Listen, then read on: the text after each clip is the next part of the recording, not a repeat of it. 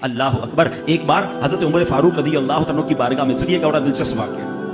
सैयदना उमर फारूक का कितना बड़ा नाम है, आपके जलाल की, आपकी अदालत की मिसालें दी जाती है। बड़े बड़े लोग आपके सामने थर थर कांपते थे। आपका घर में अंदाज क्या था कि एक शख्स आया कि मैं हजरत उमर के पास जाऊं और बताऊं मेरी बीवी जो है मुझसे इस तरह बात करती है, और मेरा वो अंदाज नहीं होता जो शौहर के सामने होना चाहिए, होता है घरों में हो जाता है।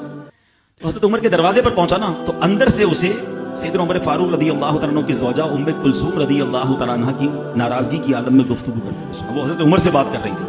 तो वो शौहर सोचने लगा कि मैं तो अपनी बीवी की शिकायत लेकर आया था, हजरत के तो घर का भी मामला ही ऐसा ही है।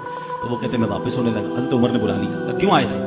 तो कहा कि मैं तो हजरत अपनी बीवी की शिकायत करने आया था, मगर मैं आपके दरवाजे पर आया, आपका भी मामला ही ऐसा ही है। तो मैं समझ गया हम दोनों एक ही मामले में ही हैं। अब हजरत उमर ने जो उनकी तरबियत फरमाई ना, आपने फरमाया मेरी बीवी के मुझ पर चंद राइट्स हैं, चंद हुकूक हैं, मुझे इससे चंद फायदे हासिल होते हैं जिसकी बिना पर मैं इससे दरगुजर करता हूँ। पहला ये कि ये मेरे लिए जहन्नम की आड़ है, मेरा दिल इसकी वजह से हराम कामों से बचा रहता है। नंबर दो, जब मैं घर से निकल जाता हूँ ये मेरी खजांची बन जाती है, यानी मेरे माल की निगहबान बन जाती है, मेरी धोबन बन जाती है, मेरे कपड़े धोती है, मेरे बच्चे की परवरिश करती है, मेरे लिए रोटियां और खाने पकाती है। तो वो शख्स कहता है ये सारे फायदे तो मुझे भी अपनी बीवी से हासिल हैं, तो मैं तो कभी दरगुजर से काम नहीं लेता। वो मुझे कहती मैं उससे लड़ना शुरू कर देता हूँ। कहता आज आपकी बात से नसीहत मिल गई, अब मैं अपनी बीवी की छोटी मोटी बातों को मैं भी दरगुजर